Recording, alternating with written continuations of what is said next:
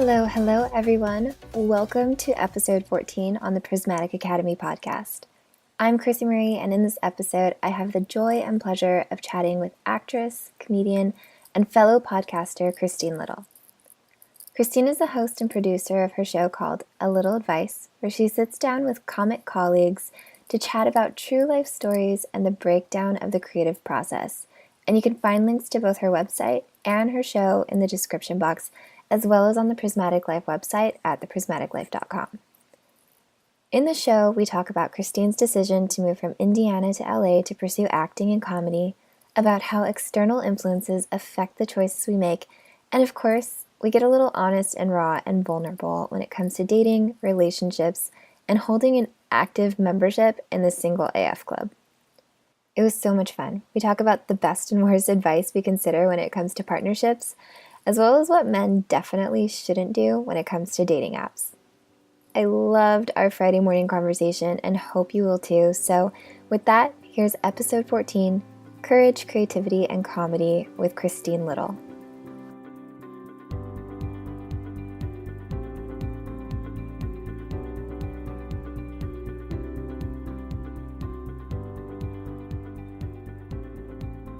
All right, let's get into some warm-up questions. I wrote a couple down just to kind of like get us into the flow of things. And you saw me, I'm sitting here on my bed talking to you, and I have some books in front of me, and I was kind of wondering what you're reading right now. Ooh, what am I reading right now? Okay, I am reading Loving What Is by Byron Katie. Ooh. And I just finished a book called The Healing Codes. Nice. And let me see what else is in my queue. Oh, I won't share everything I'm reading because some of it's personal. But yeah, I think that's it. And I've got some books on hold in the library. But yeah, that's awesome. Loving What Is. I've heard of that one. Do you have any key takeaways so far? I'm still working through it, but basically, stages. You ask anytime you're upset about a situation or having some type of feelings about it, you ask yourself 4 questions. Ooh. And it's like, is it true? And then if you say yeah, you say, can you know that it's absolutely true? And then what are the other questions? And then you turn it around. So if I said, oh, this person should listen to me, then it would be, I should listen to me, and then I should listen to them. And, oh God, I can't remember now. I need to reread it. But it's just to like get you thinking in a different way. Mm-hmm. It sounds like it's disrupting that pattern of, the immediate emotional response and being reactive. Yeah, exactly. I hope it works. I think you have to keep practicing it. She's got a website too where she's got some worksheets that you work on, and you just get really like petty about everything. And oh my gosh, I love it so much. Just like putting into practice, but also a person like me, I love worksheets and like I know, being so analog about everything. Yeah, if a book's got worksheets with it, I mean, that's pretty cool. I'm on board. Well, do you have, I don't know, very, very few people, like even my closest friends know this about me, but I'm a little obsessed with conspiracy theories. Are you too? Do you have any favorite conspiracy theories? Oh, like the lizard people and the Colorado airport and all that? Ooh, yeah.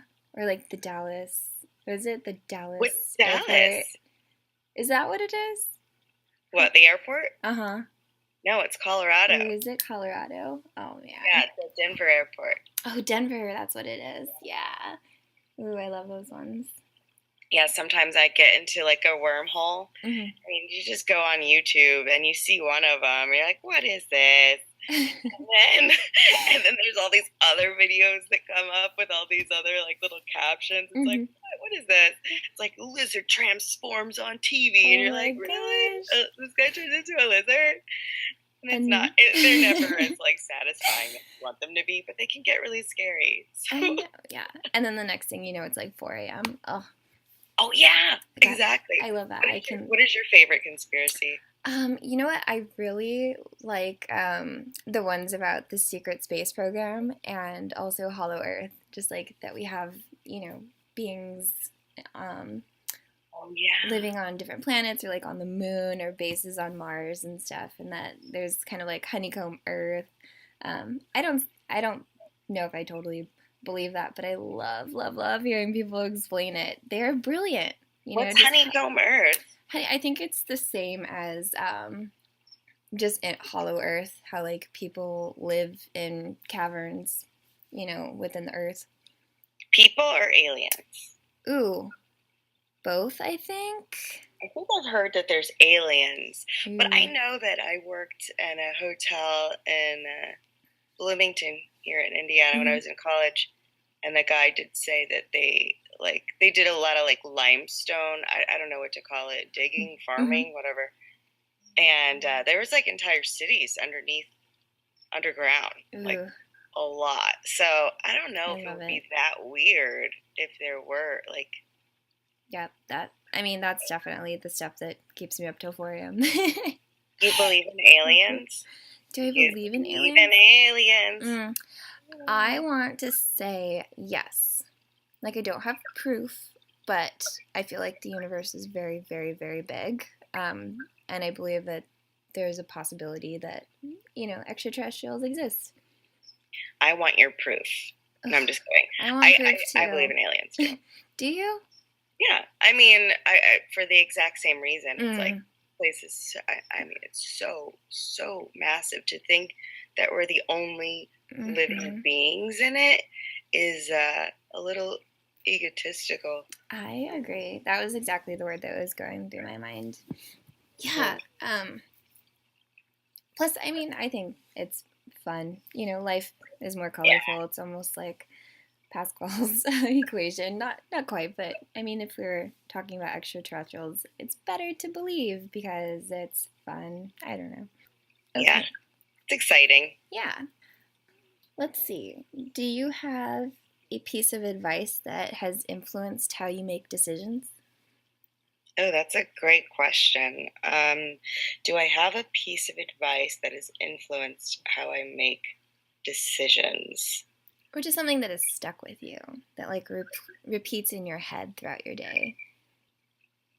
I do have issues making decisions. I'd love some advice on how to do it. I mean, there's something that I heard of that I don't particularly use. You can even like go online, I think, and do this thing where you put in your options and then you assign a weight. What? Like a risk assessment? Yeah, like the pros and cons of each one. And then I think like you assign like a number to it and then you can make a decision based on that. And I think it might make it like a formula. I haven't done it in a really, really long time, but that sounds really cool. I would definitely be all about that. We're so emotional when we make decisions. You know what? Actually, I do have a thing that I do, and you're gonna laugh. I do eeny, meeny, miny, mo, or I flip a coin. I do it 2 out of 3 times. And I do this a lot. I can't believe I didn't think of this right away. Do you like leave it to the universe? I do that because it helps you realize what you really want. Yeah. So you're basically taking yourself out of the equation almost. Yeah. And then also when I really just don't know, then I use it, especially if it's an excuse for something I kind of want to do. I'm like, all right, eeny, meeny, miny, mo. And if it says I can, I'm going to go to McDonald's and get a sundae. But if not, I'm going to go home. That's so funny. I love that. And I would be all about that risk analysis equation. Would you consider yourself to be a risk-averse person? I would say so. But, I mean, when I look at my life, I'm like, am I? Actually, I would say I was a risk-averse person. Yeah, I would find that really surprising because, just with your story and moving from Indiana to LA, which I, hope you share with us, um, that's a huge move. Like, I've lived in San Diego my entire life, minus 1 year, and I can't imagine myself, moving away. Where were you that 1 year? In Santa Barbara, so I went very, very far. Well, it is kind of far. Yeah. It was like far enough away to where I knew my parents wouldn't be visiting every weekend, but like still close enough to come home. So I still kind of felt, like connected to my community. It wasn't a big risk for me, but like moving across the country is something that I have a really hard time seeing myself doing. So how did that come about for you? Well, gosh, I wouldn't want to leave California. I I actually started off small too. I know. moved like an hour away to go to school, and Mm-hmm. then I would come home on some of the weekends and go grocery shopping in my parents' refrigerators.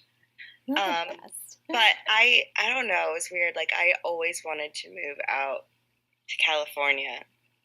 I don't know why. It was always just a dream or something that you knew that you were going to do. Yeah, and I'm like, I'm gonna move out there, and I didn't have a specific reason. I think I just liked how it looked or something. I liked the Mm-hmm. vibe. I don't know. And then back then, I didn't understand that California.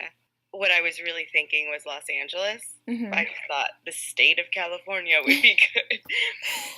I hear And that a lot, that everybody thinks like all of California is just sunshine and beaches, and you're like, go a no, little bit Northern north of California is Santa. kind of cold and Yeah, it's so pretty. foggy, and I learned that.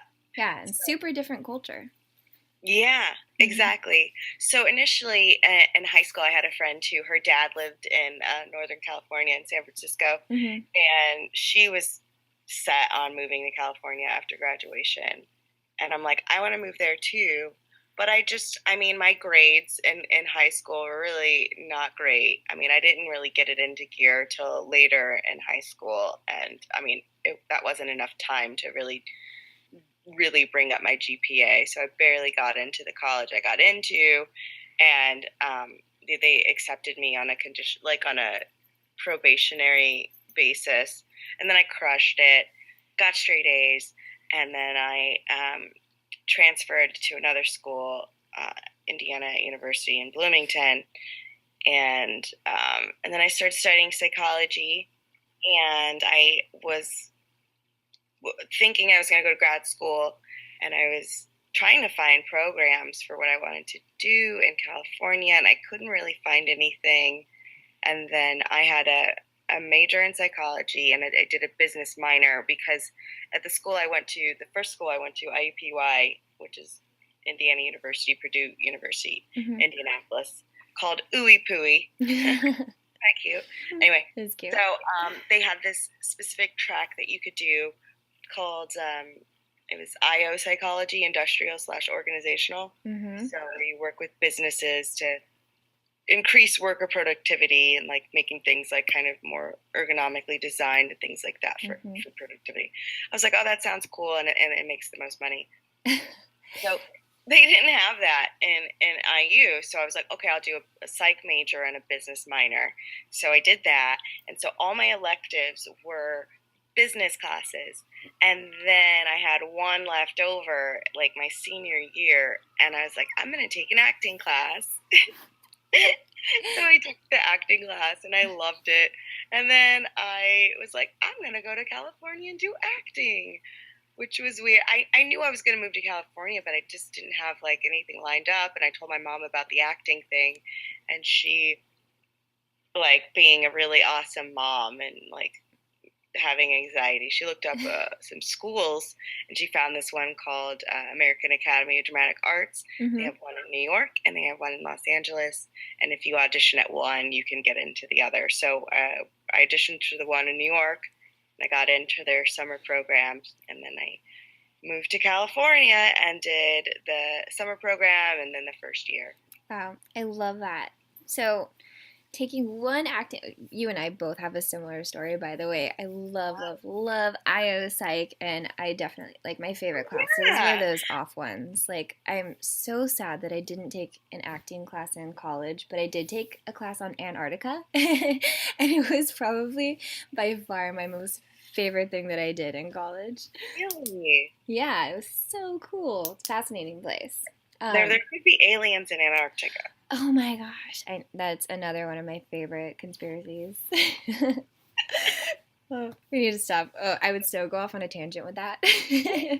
Really? Yeah, I think that sounds pretty interesting. But for acting, like, what was it for you that made you fall in love with it? Like, was it the class? Was it the teacher? Was it the creative expression? Like, what hit that love buzzer for you? I think it was all of it. I don't, Yeah. you know what? I don't even, it was so long ago at this point. I don't even remember. I would probably have to say the creative expression. And also something someone said to me kind of offhand that I really took to heart. Hmm.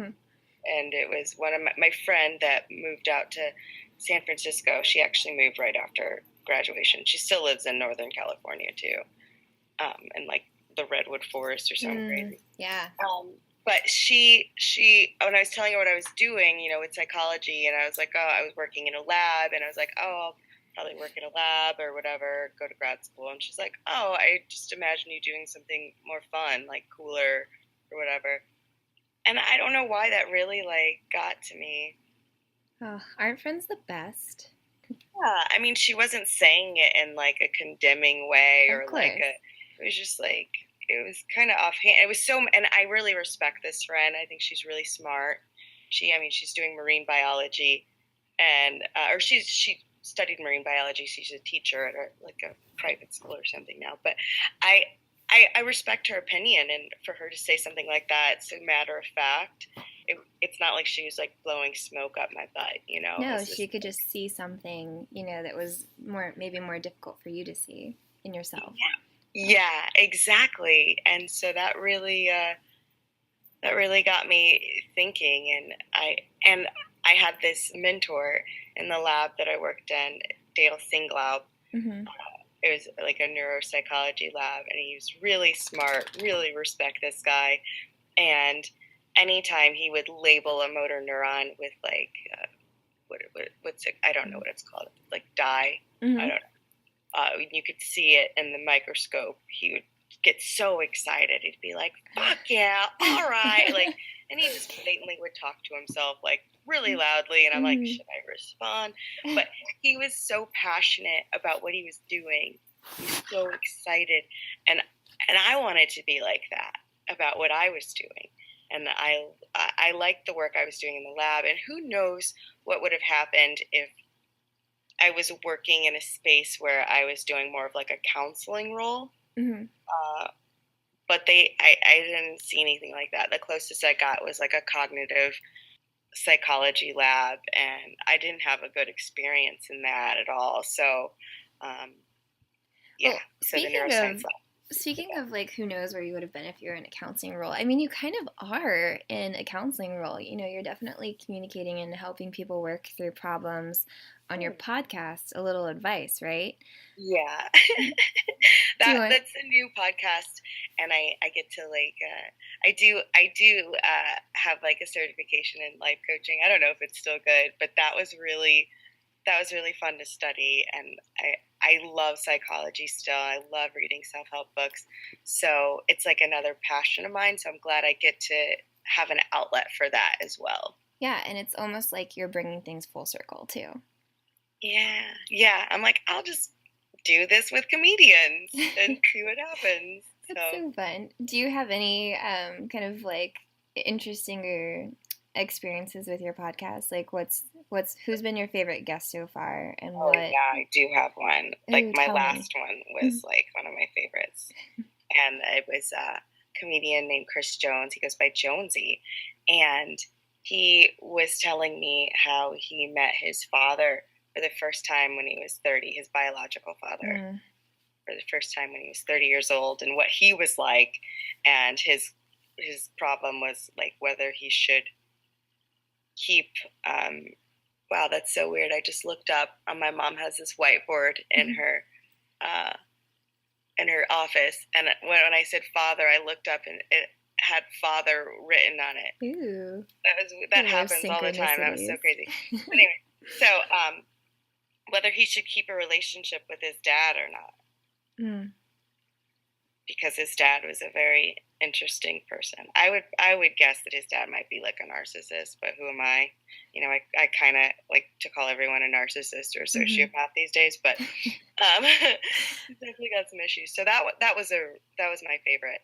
Ooh, cool. Did he share a little bit about his thought process behind making that decision?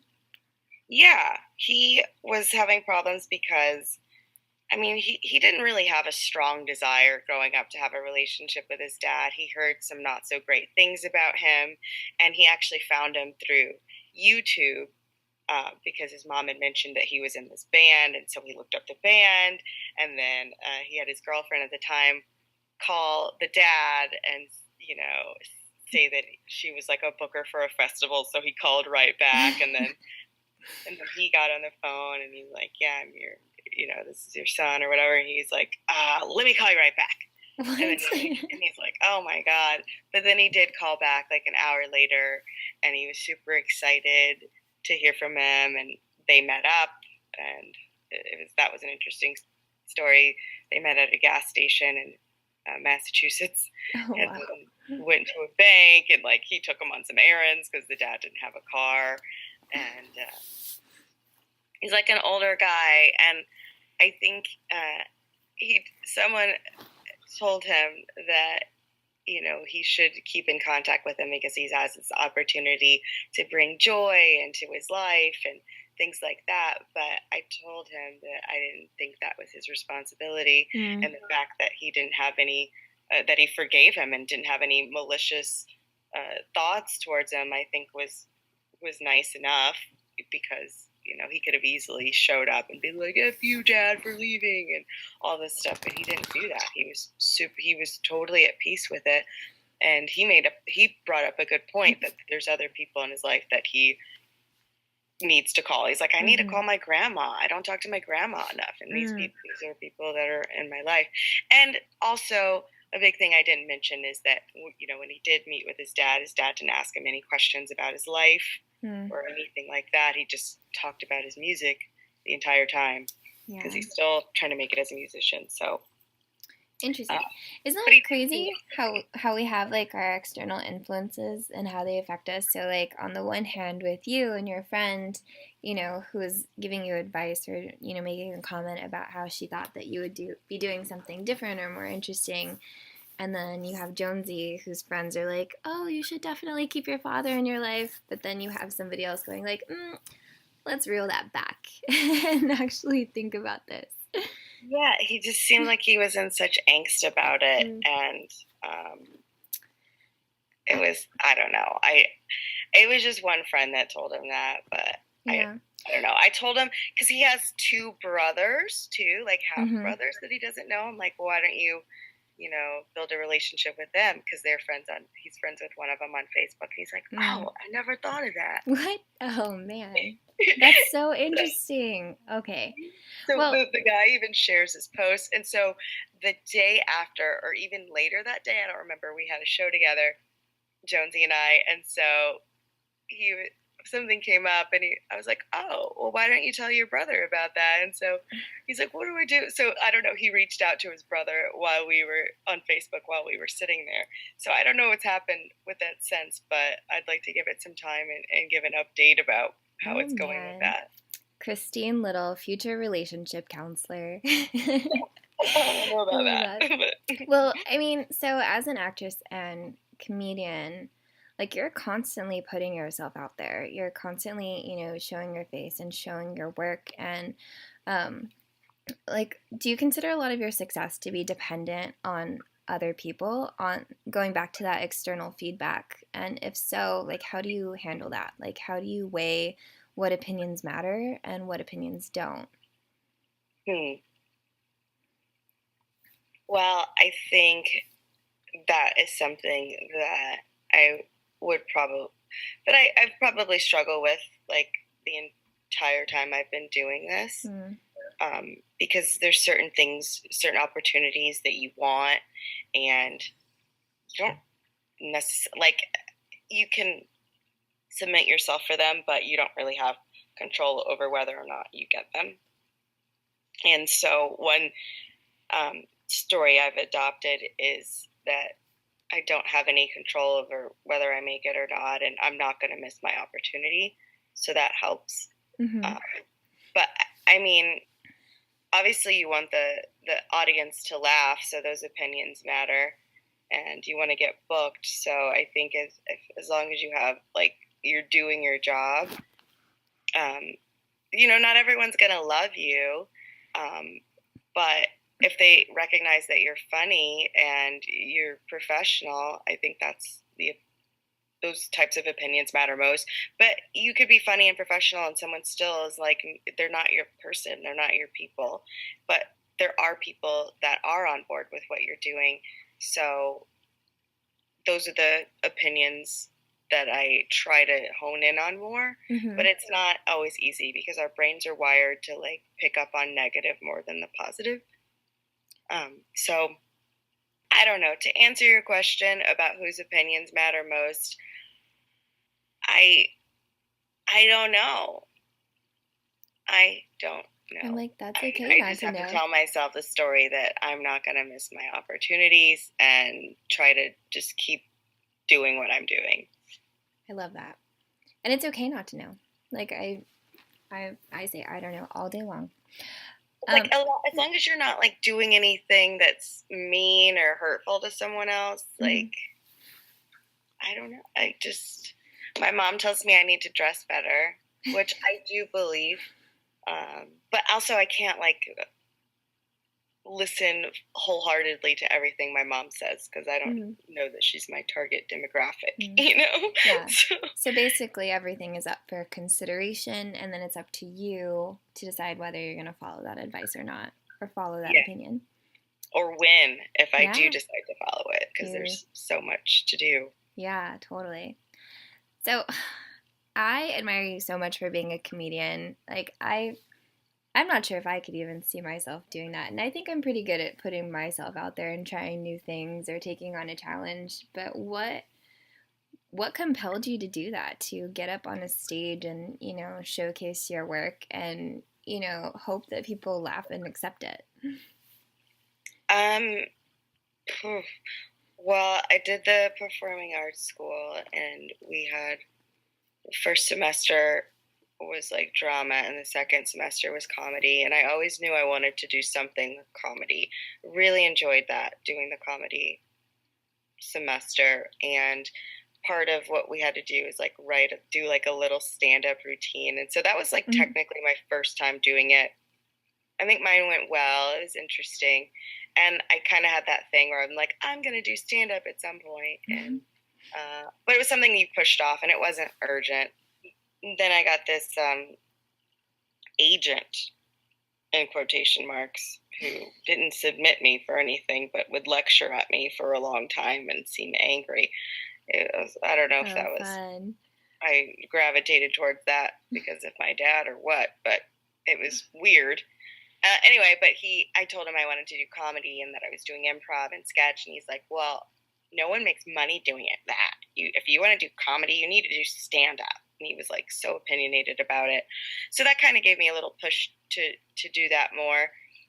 And so I took a workshop, and part of that was, like, you do a show at the end of the workshop, and the show was packed, and it was so fun that I just became addicted. I had a really great set, and I was just hooked after that. That's so great. Yeah. What were you feeling like before your first set or your first gig? Very nervous.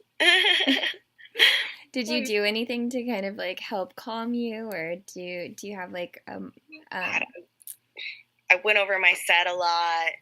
I probably took a big poop. That happens. And then my friend was also in the workshop, so we were, like, trying to hype each other up and, like, be as playful as we could before we went on stage. but it was nerve-wracking. And then you get up there and you just kind of don't remember, what happened because your adrenaline's so high. But but I guess if you know what your jokes are, you can get through it. So you kind of go to autopilot a little bit. Oh, it's so fun.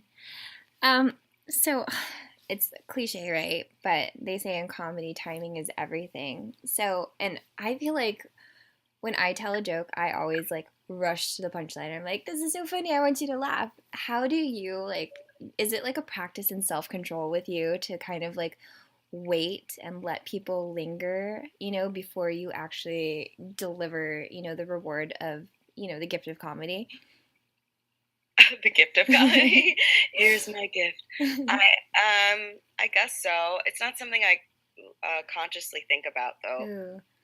Maybe I should. I probably should slow down a little bit, but I think you kind of feel it out and see if they've digested what you said enough, so that the punchline makes sense. A lot of it is misdirect. You're making them think you mean this, or you're talking about that, and then you flip it on them. Yeah, and there has to be so much psychology involved. The misdirect. Totally. When people find out that you're a comedian, do you find that people try to be more funny around you? Ugh. I'm so curious about this. Guys are the worst, honestly.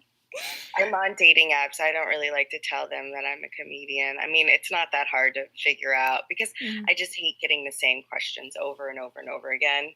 And then it's like I become that instead of like a person and present. And I understand the inclination to ask questions about it 100%.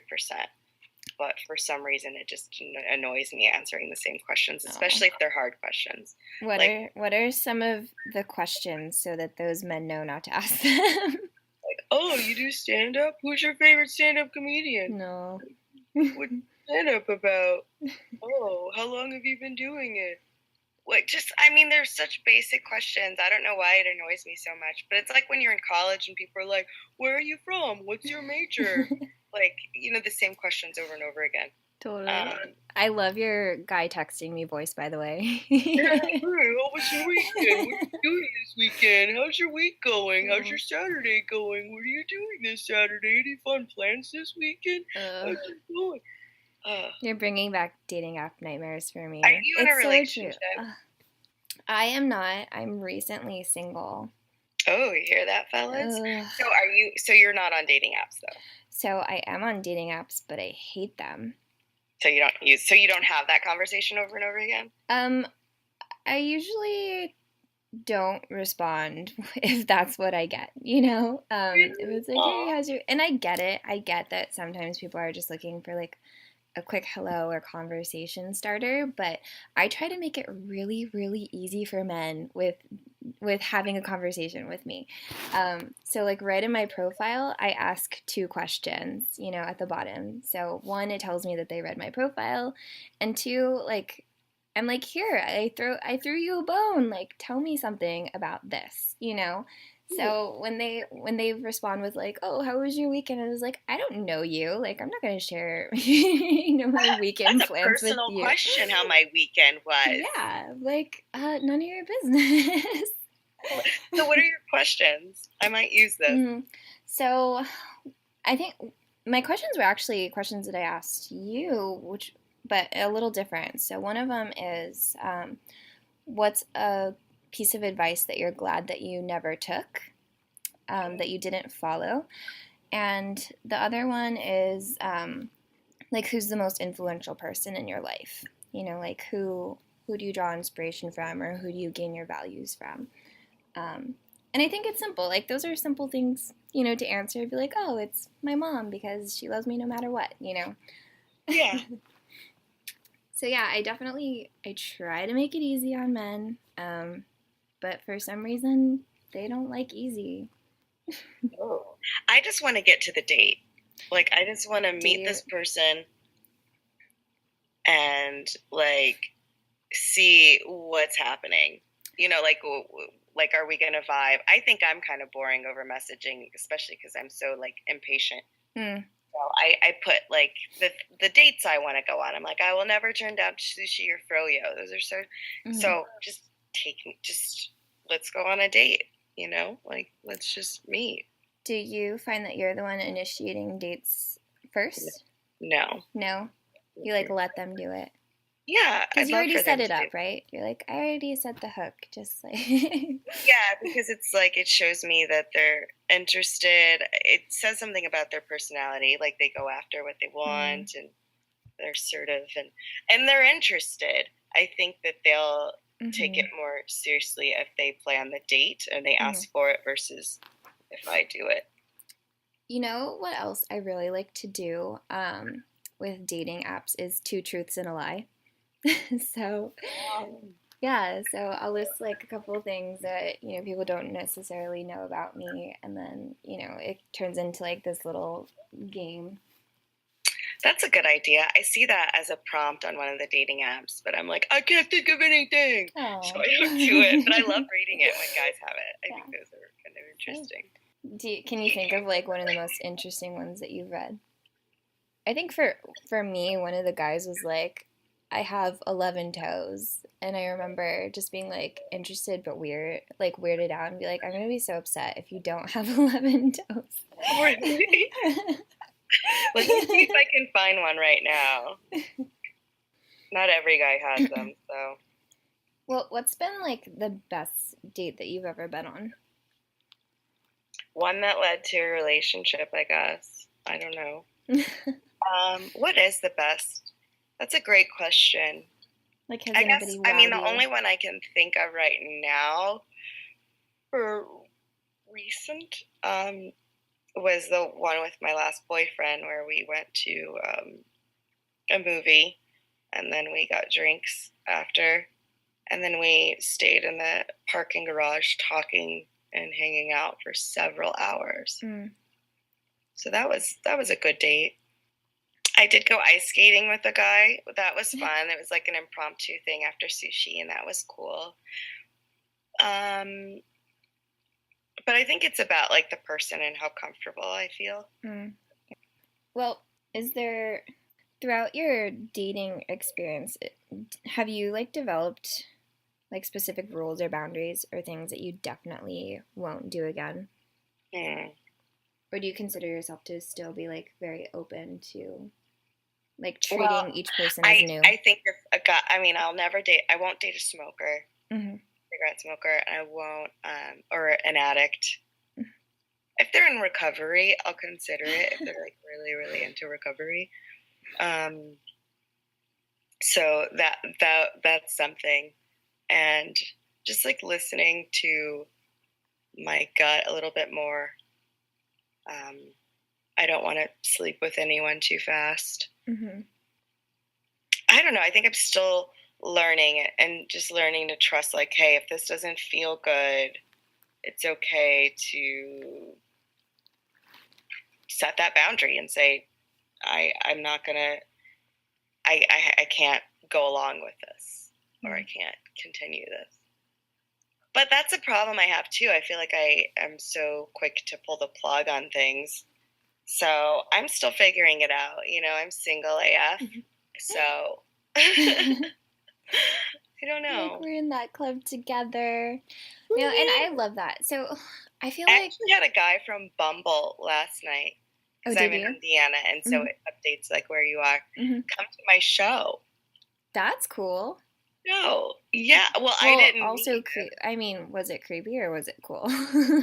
It was, I mean, he seemed really nice. I will say that. He came and he was by himself. And I saw him in the audience and I wondered about it, but I didn't talk to him, but the headliner did.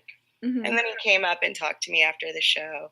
And he gave me some donations for my little jar that I have, like little stickers and buttons that people can get for donation. Okay. And he was really nice. And then he tweeted at me today. So, I mean, I wouldn't recommend every guy do that. But he seemed cool. What, drop money on your donation jar? Yeah, give me money. But like, go to a show, I was like, oh my God. But he wasn't like creepy or pushy or anything.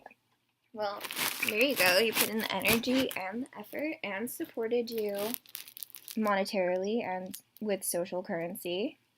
Yeah, social currency. I like that. All right. Cool guy. What are you doing over there? Me? Oh my gosh. I'm like making sure that my dog has this pillow fort so that he leaves me alone. I build like little forts out of pillows for him to go in. I love forts. I do too. Oh my gosh. Do you still make forts? I haven't made a fort in a really long time. I remember my high school boyfriend and I, we made a fort in his basement once, and that was so fun. Okay, well, I feel embarrassed because I made one like last week. You did? Were you by yourself? Yes. So I have this like I want to do that now. yeah, I have this bed with really high pillars on the headboard, so it's perfect for making like this little fort. And we finally got rain.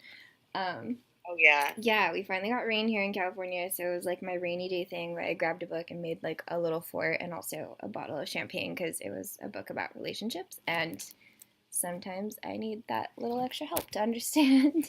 I am so doing that.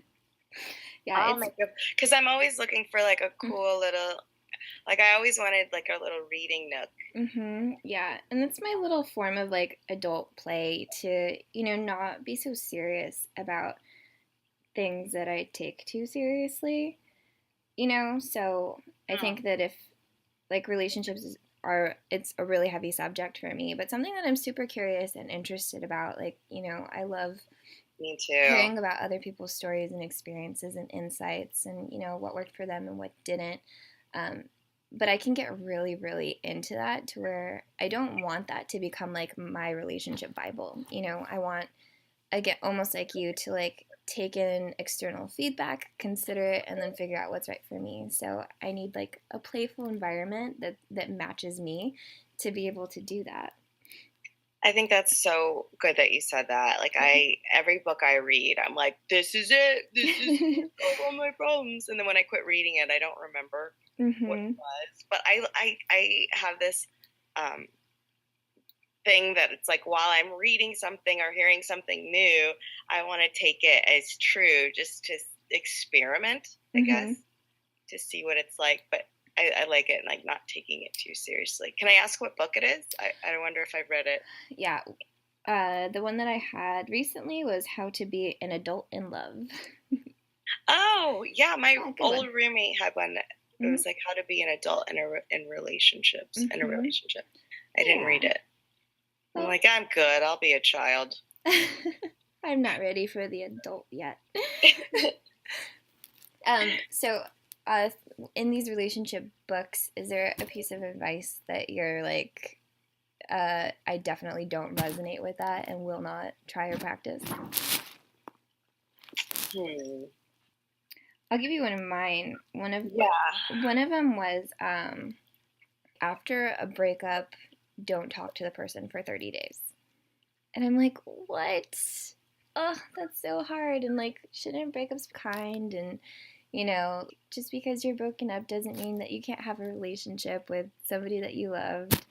So I have a really, really hard time understanding the purpose behind that one. But I think it's just because, I get very Disney about a lot of things also. To where I have a hard time understanding that, it's sometimes that separation, that space, that detaching from each other's energies helps you get like a clearer picture of what's really going on with you and the other person. Yeah, I agree with that in that book. That's actually something I've heard is like you can get like addicted to them or like but you got a detox. But withdrawal of love is like my biggest pain point, I think. So to me, that's what it translates to is like withdrawal of love. My brain is literally telling me they don't love you. Humans are the most addictive thing. Another person is the most addictive thing in the world. So, I mean, that 100% makes sense. It's so painful. I think that's what I think. If I'm really honest, that's probably why I'm not in a relationship. It's just like the thought of going through that much pain. No one wants to do that. And I think subconsciously it's just, the Healing Code book that I'm reading, or I read, it said that like between your mind and your heart, the heart being like subconscious, Mm-hmm. like your heart is always going to win out. Like even if you have, like in your mind, like me consciously, I'm like, I want to be in a relationship, but I think subconsciously there's like a big fear, or like, my subconscious is trying to protect me. So I'm not going to be in a relationship, Mm-hmm. and it takes working on it on that level to, I think, make anything stick. Yeah. And when I'm curious to know this, like what it is for you, like when does your subconscious, where's the boundary between like protecting yourself and limiting yourself? I don't know. Honestly, I'm so good at like finding evidence for whatever I want to believe. Mm-hmm. So that's really tough. And I don't know. So I think that presents another problem, because I go outside of myself to friends and present the case. And it's so hard, because you don't have the same boundaries as other people, and vice versa. So you only know your situation and how it makes you feel. I think, I don't know, but I think there is something to like going outside yourself and being like, I'm feeling like this. Is this valid? And having someone be like, yeah, your feelings are valid. I'm like, oh, okay. Just making sure, because your feelings are always valid. Yeah, So, totally. Yeah. In terms of, being a part of the single AF club, is there, what do you really, really like about being single? I like having my bed to myself. I like the freedom. I like being able to like watch TV and just eat whatever I want, like an animal. Just be comfy, not having to think too much about what I'm going to eat, because eating is a big thing in relationships. What are we going to eat? Yeah, What do we totally. feel like eating, and things like that. I love the bed thing. Ugh. Like, The I what? love my bed so much. Like, we're even doing this podcast from my bed, but like in the mornings, I literally wake up like a starfish. So I have no idea where another person fits into that. Exactly. Yeah, I am definitely in the middle of my bed these days. And I've got so many pillows, and I like it. It's like my little space that I've created. And I notice that I get a little particular, like in my bathroom. Like, don't get water on the mirror, and if you do, wipe it up. Or don't leave your towel everywhere. On the sinks. Clean up, and do it in this specific way that I like. So I think especially the older I get, the more ingrained these habits become. And like, I just notice when things are off in my place. So I guess I like the part about being single I like is having things the way I want them. So funny. I knew that I was really, really going to like talking to you, because I'm like, oh, I'm so glad I'm not the only person that feels that way about their own personal space. Yeah, your space is important. Like, it's always important to me to have like a comfy home, and like I am kind of a homebody, so I need like the space to be on point in a certain way. Do you feel like you've always been like pretty comfortable being single? No, I don't even think I'm okay with it. I'm living my life and all that, but I think social pressure wise, I feel uncomfortable, and it's noticeable. Like, all my friends here in Indiana, they're all married. Most of them have at least 2 kids or more. One of them doesn't have any kids yet, but it's on the books. And it just feels a little, especially the older we get, it's like their experience of life is just different from mine. Yeah, I'm definitely facing a similar situation where a lot of my friends are getting married and having babies, and it's like with with the newborns, when I get to hold them, my ovaries are literally crying. But with older kids, I'm like, oh, that is the best form of birth control. So That's true. do you Yeah. find yourself like really considering that and like looking at your environment with honest eyes and being like, okay, do I want this because my friends have this, or do I want this because it really matters to me? Mm. I love, like, when I see a baby, I flip. Yeah. I'm like, oh my God, a baby, they're so cute. But I want it to be the case that I meet someone who I am so into and they're so into me that I want to marry this person. Not, I want to get married and here's the person. I want it to be this person. This is the one I want to marry, and this is the person I feel comfortable having kids with. And I want the financial resources to be able to do it in a way that's not going to kill me. Like, I want to have a doula or a nanny or some sort of help. Yeah. So, I mean, I guess if I had all that right now, I would consider it. And, like, it just feels like there's more I want to do before that comes in. But then I've got this biological clock, so it's like procreate now. Throw your agenda out the window. yeah, exactly. Be impulsive. No, I get that. Yeah, I think that I've had a lot of friends who have made marriage like a milestone. They've made it to be an agenda.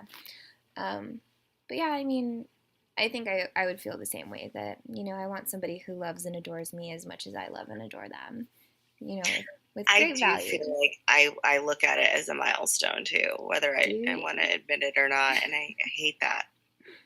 It's like this achievement, like, look, someone loved me enough to give me this and wants to be with me forever. Oh, man. Are you a list person? Yeah. Do you like checking things off the list? Yeah, I love to-do lists. Like marriage, check. Yeah, house, check. Marriage, check. Baby, check.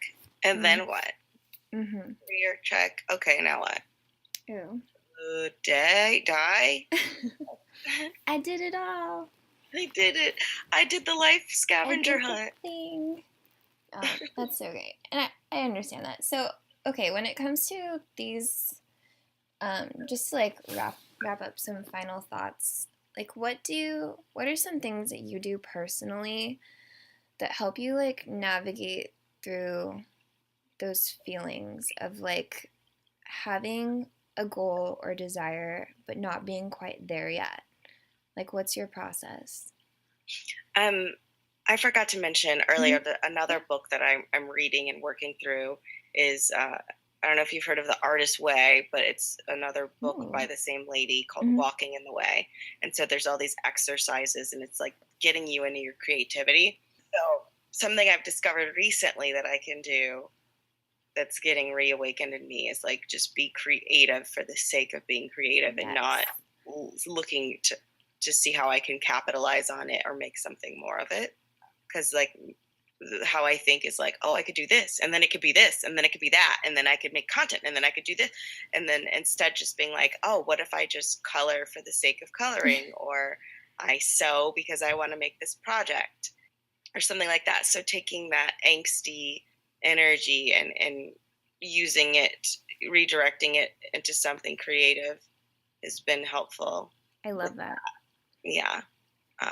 Did that answer your question? Because I forgot what the question was. So I'm really happy that you brought that up, because that's actually something.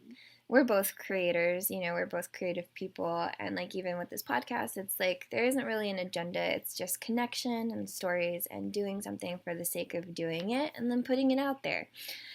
So I think that's like a highly valuable process. But do you apply that to,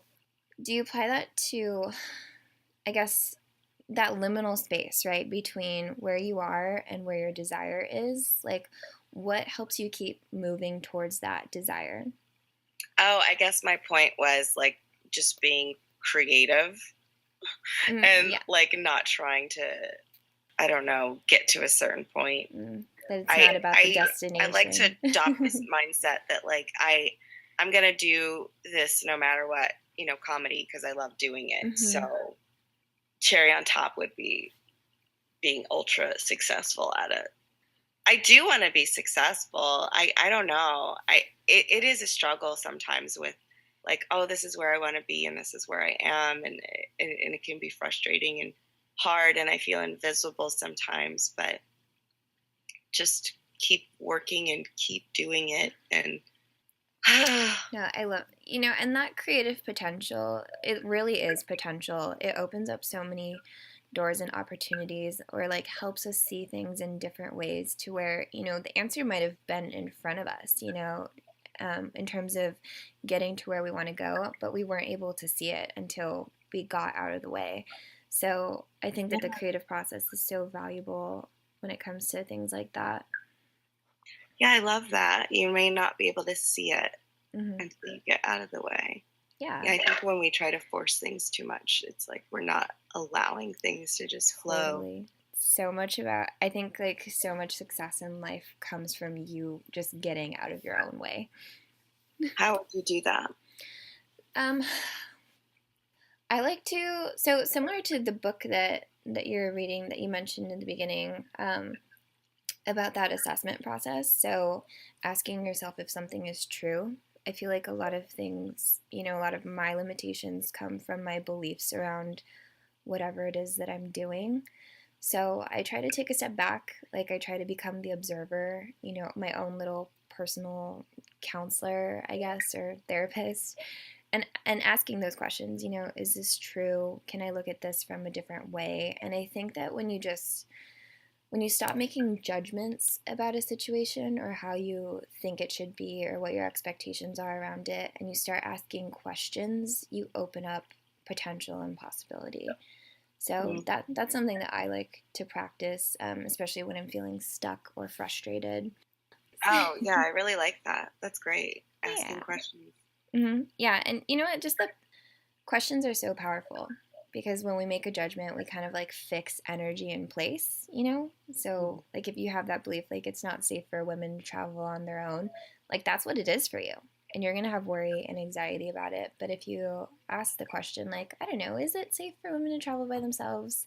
It's a totally different kind of energy. If you just. So funny. I Googled that. I was in Vegas and doing shows. Or a show, and I wanted to go out, and my friend didn't want to go out, but I got these new boots that I really wanted to wear out. So I Googled, is it safe for a woman to go out by herself in Vegas? I love it. And I found this like forum where all these ladies had already answered the question. They're like, I did it and it was great and blah, blah, blah. I was like, I'm doing it. And I'm looking at it like an adventure, and this is going to grow me as a person. I really don't want to do this. I could totally like picture that scenario. You're wearing your boots, you're like contemplating and looking at your boots and like worth it. I had the outfit on. I thought that like putting on a dance show would inspire my friend. Putting on the outfit would. Nothing worked. Oh gosh. I was like, I have to commit to pretending like I was going to go out by myself, and then I did. Okay, so I'll admit to doing that also.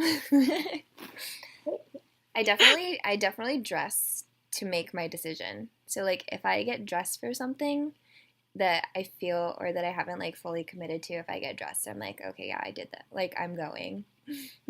Oh yeah, if my makeup's on, then yeah. But if the makeup's not on and I'm like in PJs, it's going to be a lot harder for me to go. But I know. Who wants to waste like looking good being by themselves? If I've got makeup on, then I'm so much more likely to go. Oh. Okay, well, let's wrap this up. Do you have any upcoming shows in California? Or you know what? Anywhere. This is a podcast. It's anywhere. When is this going to be out? Let me see here. Let's just, in first week of November. You mean December? December. Yes. Okay. So I've got some shows on December 7th and 8th. at the Madhouse Comedy Club in San Diego. Nice. I know. And then I don't have much going on. I think I've got a show on the December 22nd at the New California Barbershop. But if you go to my website and christinelittle.net, I update shows on there. I get a lot of last minute shows. So okay, perfect. So something to watch out for. And then your podcast, I'm assuming people can find it on, all the usual platforms, iTunes, Google Play, Stitcher. iHeartRadio, Google Play. Everywhere, all the places. Google it.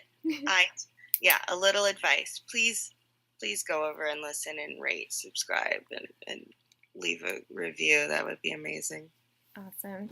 Well, thank you so much, Christine. It's been such a pleasure.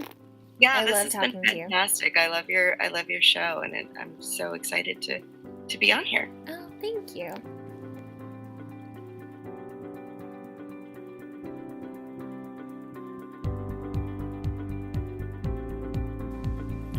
Christine, thank you so much for taking the time to be on my podcast.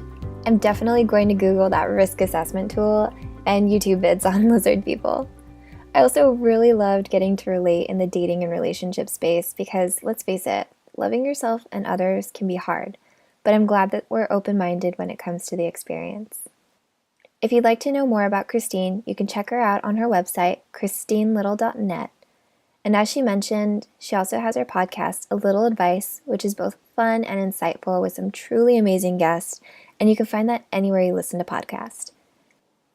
Be sure to like, share, subscribe, all the things, because it really does make a difference.